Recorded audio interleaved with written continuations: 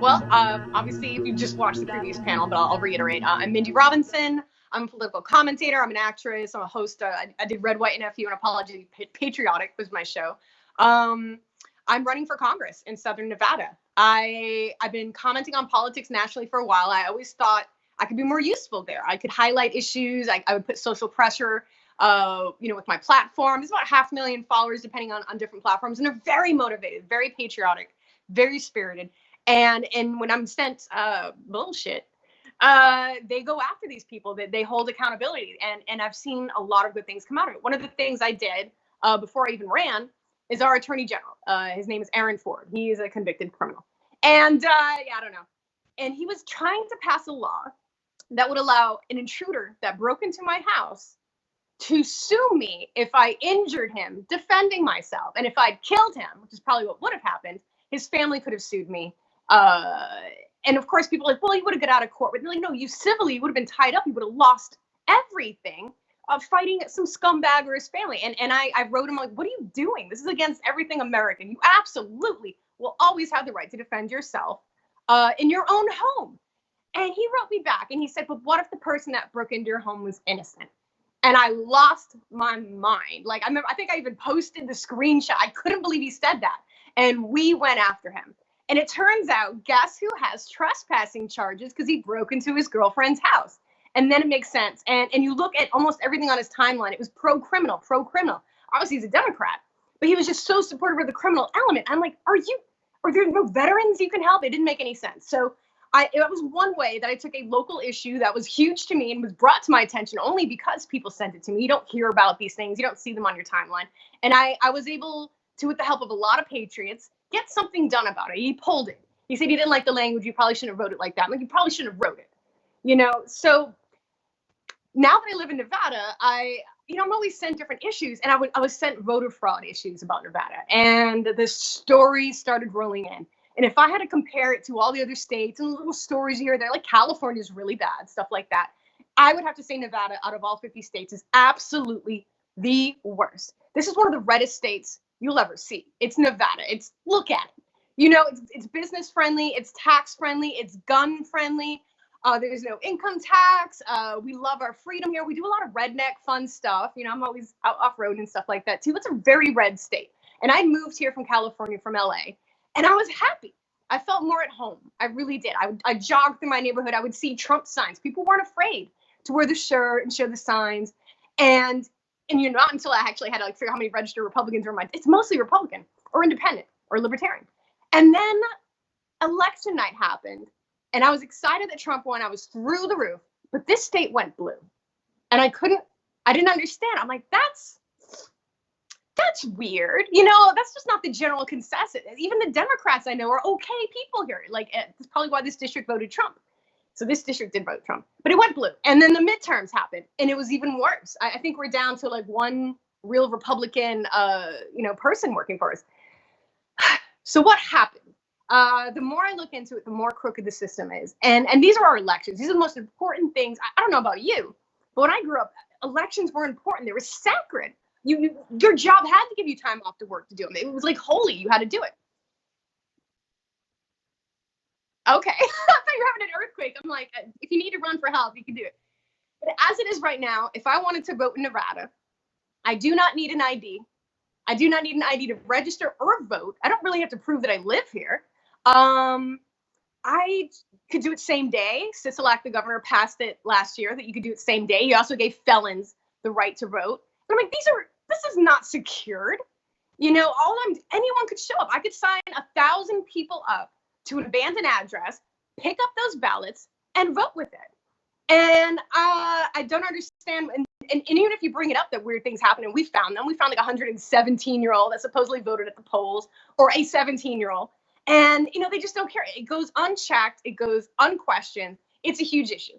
Now, if that wasn't bad enough, and that's why I ran for Congress, I'm like, I want to fix it. So if you don't fix the election system now, we'll be outnumbered. We'll never be able to do it. If they do ballot harvesting, that's the end of Republicans in any state, really, because it's just, and as I mentioned with Buzz, if you missed the earlier one, people are like, well, why don't conservatives just go out and ballot harvest too? Like, we're not built like that. We actually believe in the electoral system and doing it right. And I'm also not going to give my vote to some stranger that knocks on my door. I'm, not paranoid, but I'm going to assume they're going to throw it out if they don't think my way, or I just don't want them to have my personal information, or I was so motivated I did it in person. So ballot harvesting doesn't work. It inherently leans left. It's inherently open to fraud. You shouldn't be able to have strangers go out and just collect ballots. They're not checking ID. They're not checking anything. They could literally just make it up and take those to a place, toss out the ones they don't want, keep the ones they want, and keep doing that until they get the crappy law or the crappy politician that they want up. And that's what California is. Do you think people vote for any of those things? If you actually talk to the people, there are actually a lot of conservatives, even in the middle of Hollywood. It's just so broken. And now it's happening here. And as if what I just said wasn't bad enough, I hate to tell you guys, it's about to be worse.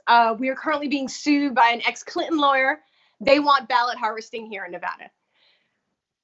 They also don't want you to even try to match signatures.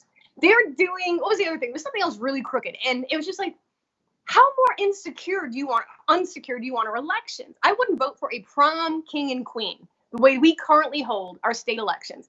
We're talking about the presidents and congressmen and all your local people. You're really voting on just, it's so cheatable, it's disgusting. And they've really ramped it up. Everything the Democrats do, I don't know whether they're just completely unaware, but they just make it worse for themselves. The stimulus bill where they're giving themselves childcare and helping the Kennedy Center and $4 billion to New York museums. And money was supposed to go to us. It was supposed to go to help us out, not a museum in New York. But that's what they tried to do. And they did it so grotesquely and almost like predators that it's like, you guys must do this all the time. You didn't even blink twice. You knew the world was going to look at this bill, and you still put that pork in? I think that was a moment where most of America was like, ooh, we got an issue. And it was definitely a Democratic issue. It was definitely Democrats. It definitely wasn't Republican. We did not want that. So I think America's waking up. And the other thing I think they did a disservice to is obviously chewing on Trump about not doing enough and then complaining that he had done too much earlier. It just turns the American public to the right. It really does. So we have an issue here. And I'm running for Congress, so it's a really big issue for me. They want to do full mail-in ballots. So I'm running for the primaries. I'm running against, one of the Republicans isn't even a Republican. They're more of a Democrat. And it's a primary. I want to gear it to all the Republicans that are registered that voted in the last primary. Those are the motivated people. Not everyone's motivated to vote in a primary. It's not as important as the general election in their head, where I actually think it's just as important, because without a good candidate that's Republican, you can't beat the Democrat, incumbent. Otherwise, you need a good Republican candidate. You can't just go down the line, everyone's Republican. So I was going to gear it toward the 35,501 registered primary voters in my district. Then Sisolak decided he was going to do mail-in ballots for absolutely every registered Republican, and that's like a lot more people, and I wasn't ready for that. Now they're going to get these ballots. You're effectively cutting my campaign short, almost a month or two. They're going to get their ballots. They're going to vote. Who's going to get the ballot and put it on the top of the fridge and forget about it? They're either going to go in person, which we may not be allowed to do. So they're just going to vote them. So that you've cut my campaign short. You've left it as a grassroots campaign. You're giving my competitor, who put $500,000 of his own money, still calls it a grassroots campaign. He's going to put ads. He's going to outspend me. I can't campaign. I can't do any of the normal things you would normally do. I'm just stuck to what I do online. So we got that. And then, yes, the ex-Clinton lawyer wants all that other stuff. And what do you do? And I think I'm at the point where America knows there's fraud in our voter system. I don't think the average American understands how bad it is. But how do you fix a system that you need to vote on to fix? You have to vote on people and laws to fix a broken, election system. But it's broken. What the hell are we supposed to do? What the hell are we supposed to do? So the only two things I could think of most that would help is you have to be upset. These are atrocious things that they are trying to pass. And I know conservatives, we're not the cancel culture, protest type, but we kind of need to be. This is the Constitution. This is our country. If we give up our electoral system, no decision ever made again will actually be made by us. It'll be by whatever the left wants it to be. And God knows that isn't good.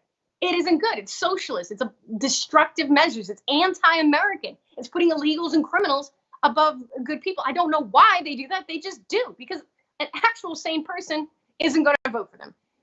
So here we are. How do we fix a system that you need to vote to fix? We all have to show up and vote. Every single Republican has to show up and vote in the primary and then again in the general. We just can't be lazy about it. And if you're independent, libertarian, I love you guys. But please re-register as Republican so you can pick a strong something candidate to go against what's probably going to be a Democrat incumbent. What else can we do? I feel like that's one of those things of like dealing with trying to figure all this out. Is it seems like it's like this weird conundrum of you're relying on the very people that benefit from it in order to ban it. It's some circular fraud going on. I feel like part of me does get fed up. Like, what do we do? And all we can do is just stay on them. We've let the Democrats win for a long time. Let's admit it. I think a lot of the people in the middle, which is what most people are, we just assume the right decisions are going to be made. That smarter people that really studied something are going to make the right decisions. We don't account for cheating. We don't account for really stupid people showing up in mass. I have a lot of problems with what's going on in Nevada, and I have absolutely no idea why no one's doing anything about it, why the news doesn't report on it. The stories I hear first person, I just went to a rally. The stories I hear first person, buses of people from California showing up here to vote. You've got the unions with big, strong Democrats supporting unions lining up their Hispanic workers, handing them a piece of paper in Spanish and telling them if they vote Trump, this is obviously last time, he'll deport you. I've heard that multiple times from multiple people. Now, that's two problems. Let me bring something up if you think about it. This means they either, one, know they hired illegal immigrants, put them on a bus, made them vote Democrat, completely broke the law and meddled with the election. So they had to even know they were legal, and they told them that. Or they told legal, immigrants and just Hispanics that were probably, I guess they just lumped them together. I'd love to know how they did that to them. Geez, it sounds kind of racist. Either that or they're threatening legal residents of deporting them. I mean, what the hell? Why isn't that on 2020? Why isn't that on Fox? I hear that story all the time. So many people work downtown. And then obviously the buses of California. I've heard that multiple times. They'll be in line to vote, and they could hear them talking behind them, how they just came from California. And then they get on a van or they get on a bus, and they go to the next polling station, and they do it again. There's no ID. They're not checking signatures. What the hell is going on? This is rampant voter fraud, and I have no idea why no one isn't freaking out and saying something. I think the only way we can really do something, because it's crooked, is we have to ask, oh my God, for help from Trump and the federal government, I guess, to come in, clean up the polls, and do something, because something's seriously wrong going on in Nevada right now. Yeah. Now, one of the arguments that I feel like Democrats are always making in the left in general is that, okay, requiring an ID is racist. That seems to be the constant talking point. Like, especially that was huge within the Obama administration. Was asking to see an ID is racist because it's against minorities, and in their mind they can't afford an ID. But so what's your response when people are like, you are oppressing minorities by requiring an ID? I say it's racist to think minorities can't figure out the DMV. How about that? I mean, who are these people? Bums buy alcohol, so they must have an ID. You do the math, it's like, what, $13 a year? No one's that broke. If you're so broke, you can't afford the single thing that you need for absolutely everything in life, you need to reevaluate your life. Just eat more generic food. You need to do something if you can't afford a government ID. And let's keep it real. Everyone has one. You need it for everything. And that's if you go to buy beer and ask for your ID and you're like, racist. It's stupid. And I think people know it's stupid, but it's the best they could come up with. But no one believes it. I mean, I don't think anyone really believes it. And if you really did think that minorities just couldn't figure out how to get an ID, well, I think that makes you the racist. So that's how I turn it around. Yeah, it's a very fair point. Now, you did a very good job of pointing out, okay, here's the problem. We understand, okay, there's voter fraud, they're harvesting ballots, they're not requiring IDs, they're not even comparing signatures and all that kind of stuff. So when you're looking at like Nevada, elections, what do you feel like the ideal system would be in order to ensure we're not going to have voter fraud? Well, our polls are screwed up. We need to not hire, but we need a team of people to go through and really look at. I don't want to bore you with, people moving, and there's like 10,000. I mean, if you just look at it by county, it's almost impossible to really understand why are ballots going to P.O. boxes? It's supposed to go to a residence. That's how you prove you live here. I think it really needs to probably have a third disinterested party come in on the government level. Hopefully Trump puts a team together and just look at stuff. And I think they would go crazy if they actually looked at it. don't know how else you fix a broken system like this when it's got that bad. Yeah, what was really interesting is like I was following the California primary that we had. What was it, a month or two ago? And what was fascinating was watching the presidential election cycle, because Trump was running unopposed, and then you had the Democrats on the other side. Obviously, they're having like a fiercely contested battle going on, at least at that time. And what was really interesting when I was following those numbers was how many votes Trump had. It was insane. He had a lot of votes in an uncontested primary election. And then on the Democratic side, it seemed like he was almost neck and neck. I know, they had quite a few more people voting, but that was actually a contested election. But it wasn't nearly the amount of people that I thought would turn out on the Democratic side. And then you start realizing, well, they cleaned out 1 million of the dead people that shouldn't have been voting anyway out of the records. You got to wonder, is California really as blue as we all think it is? Now that we've cleared out all of the dead people that shouldn't be voting anyway. Well, now that you get rid of the dead people, you kind of got to work on all the other people, though, don't you? And I forgot. I just didn't realize I didn't answer your question before. What I would do is I would do mandatory. Because it's a federal position, what I'm going for. I think federally we need to have that states use ID to check the elections. We have to. If you're sending me to Congress, the federal government needs to know you actually voted for me. How about that? I think it needs to be mandatory state ID. And the problem with that is that illegals have driver's licenses now. So we also have to fix that. I don't think they should have got them. And you know what? Revoke them. There's a right way to do it. And if you're here and you're here illegally, it's not over. You can still do it the right way. You just got to get off your butt and do the paperwork and do it right. And just do what it takes to be legal. If you really want to be here and be a contributing member of America, thank you. God bless you. But do it the right way. We always say that. So I think it needs to be state mandatory ID. And if there's a special name, if it's like a legal license doing it, out. Obviously, get out of line. You know what I mean? And I think the ID should take care of it and you record it. And I think we should go back to paper ballots. I don't trust the machine. Call me a tinfoil hat. I don't trust the machine. I don't see why anyone would. People own those machines. People made those machines. They actually like an online thing that shows how you can cheat at it in like 20 seconds. You know what? I'm good. I want a paper and I want to be able to check online to see how I voted every time. Because there's actually that system in place, and I've had followers look and they're like, I didn't vote in the midterms and here I am. We got huge, huge problems, and I think it's the number one issue as soon as we get out of this, whatever the hell just happened, this quarantine. Yeah. Well, and again, it's like if we actually want to be able to make decisions as Americans and actually, change the country, whether in this argument should be made, whether you're a progressive leftist or whether you're a conservative person on the right, is that you should want your voice to actually be heard. You don't want somebody else to take your decision that you made for yourself and then they change it and make it themselves. Could you imagine what would happen to all of the millennial socialists if all of a sudden, big bad conservative Koch brothers were taking their votes and switching them over to be conservative? They would flip out, and rightfully so. And so for me, it's one of those things. Let's just have consistency that's applied across the board and protect everybody's right to vote and actually have your vote count the way that you wanted it to vote. You would think voter integrity would be a bipartisan issue because, the left in their head thinks they're the majority. I don't think they are. I think they're a loud minority. The radical leftists are a loud minority, but they're in positions of power and it gets amplified. And obviously they bully the rest of us into shutting up. It should be a bipartisan issue and having a fair election. But if it's your side, the side that winning, are you going to say anything about it? And that's where our problem lies.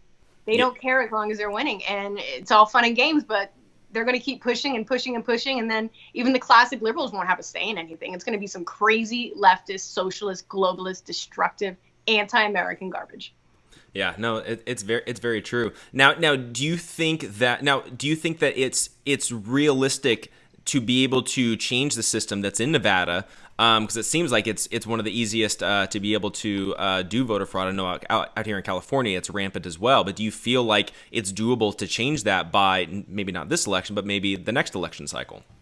What I think is going to happen, this is what's probably going to happen. If I win my primary, I'm doing everything I can. I'm up against two other guys named Dan. If I win my primary, I'm not so worried about voter fraud. I like to think they won't cheat, because they're Republicans. Well, one is just pretending. It's a long story. I'd like to think that the primaries for the Republicans will be a lot less cheating than it's going to be in the general election. So let's say I win and I move on in the general election. I'm up against the Democratic incumbent. I'm going to campaign. I'm going to do anything. Technically, this is a Trump voting district. She voted for impeachment. Should be an easy win. She's anti-gun. We love guns here.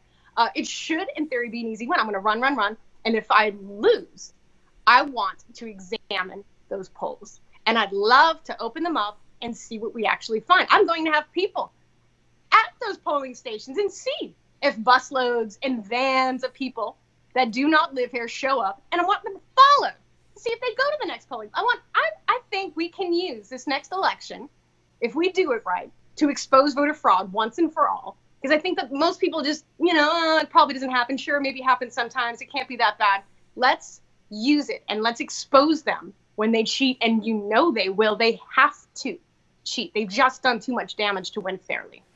Yeah, for sure, totally. Now, okay, so kind of closing this out, but when you're looking at like your campaign, and obviously things are like limited right now, because of coronavirus and lockdowns and like all that kind of stuff. But what's your message really moving forward for your constituents, for the people that you want to vote for you versus maybe the other Republican or even the Democrat? What differentiates you from the other candidates that are running? I'm very vocal, if you hadn't noticed. I'll point out, I've got two guys named Dan. One's a nice guy. I've talked to him today, actually. He's okay. He's been very quiet during everything that's happened. I didn't see him chiming in about how we need to do this or do that. He just showed up to the rally, shook a few hands, and then left like halfway through. I'm like, way to go. That's not what we need. The other guy, Dan Schwartz, this is a Republican. I want you to keep this in mind. I'm still trying to wrap my mind about this. He's pro-abortion. He's anti-wall, he's anti-assault rifle or gun, whatever that's supposed to mean, and he's pro-corporate income tax, which I'm sorry, but everyone in here invests their business, they move here because it's a tax haven. Why would you get rid of that? It's betraying the people that just invested in your state, and it discourages other people from moving in. That's huge. That's what I'm up against. I haven't even gotten to the Democrat and all the things that she's done. She's also anti-gun. She's also Planned Parenthood money. I guess she thinks I'm supposed to pay for people's abortions. She obviously voted for impeachment. I even saw a post where she was approving like mass African migration resettlement here. I'm like, get out. That has never worked anywhere. Immigration only works when it's vetted and limited. You take a giant community, they don't need to assimilate. They don't need to do anything. You learn the language. They don't need to become Americans. You have to break that up. Otherwise, you're displacing the people that are already there, and then there's fighting, and then you get, places like wherever Ilhan Omar got voted in and that kind of stuff. So that's what we're up against. I know it's a lot, but I think my advantage over the other candidates is that I am me. I'm not going to change. I'm not going to get in there and become one of these people. I couldn't change if I wanted to. I'm barely having this whole conversation without swearing. I put on a blazer because I had to. I'm trying to do the right minimum things here. But this is me. I want term limits. I'm the kind of person, if you send me to Congress and they try to give themselves raise, not only am I going to vote no, I'm going to embarrass everyone that voted for themselves. I'll do it on Twitter. I'll do what I can. They seem to care more about their egos and what people are, if they're trending negatively, than they do anything else. They'll do whatever they can until they're caught. Let's keep it real. I would even lower the pay. I would love to do that. Just go in there and be like, you know what? Everyone else is suffering. I'll give myself a pay cut. How about that? And then demand other people, you know what? You guys are living high in the hog. The people your constituents are. Why don't you donate part of your salary, much like Trump does, back into the community? I'm willing to do that, and I will stand by it. I mean, I'm not in it for the money, and I'm certainly not in it for the fame. If I wanted to go that route, I would have done Hollywood a lot different. I'm one of the people here. I'm one of them. I'm not going to change, and I think we need more people like me active. I haven't been in this so long. I owe 10,000 favors and none of that garbage. I'm tired of lifetime politicians. I think everyone is. And I think we need more of this. If you got a ballsy person, in your community, then hey, help them. Most people just don't think it's possible. Really, lots of things are possible. Even if a quarantine starts the minute you sign up. Exactly. So if people want to, find out more about your campaign, what's going on, how things are going, what's the best way for them to do that? You can find me on Mindy Robinson. It's going to be on Twitter. It's going to be on Facebook. Those are my two big platforms. I'm on Instagram. I think Instagram's boring. But, and then obviously MindyRobinsonforcongress.com. You can check out all my points. I believe you should be open as a politician, not hide them like my other people. And you can donate every little thing. And this is the most grassroots thing. I personally hand-delivered flyers the last 2 days just to save money on stamps. And, I put gloves on. I kept it safe. You can stop the letter campaign right now. We're doing this as frugal as possible. And I'm going to take that frugality, and move it to the next level every time. It's so funny how people they wanted me to pad my donation so it looked like I got more. And I said, no. And I really only have like half as many. Like if you look at what they put in themselves and what they actually raise, I'm not that bad without any PAC money or any other stuff. These are individuals. I can't even take money from a business. The rules are weird. I'm frugal. I'm doing this on nothing, and just the love and support of not just the people in Nevada, but all across America, are donating to a campaign that really doesn't even affect them. They just want to see change. They want to see someone like me do that. And honestly, that's worth all the trouble all day long, every day. I'm glad to do it. I really am. And I wish more people that's like me would really do that. Step in. Be the opposite of AOC. People sometimes just want someone young, blah, blah, blah. But if you actually were smart and could actually do the right things, and hey, why not that? So I think people just need to be more involved. We can't afford to sit back and assume people are going to make the right decisions anymore. Right, for sure. So, well, Mindy, thanks so much for joining us, both for this talk and then also for the panel earlier. It's been a lot of fun. Really glad to have you on. Thank you.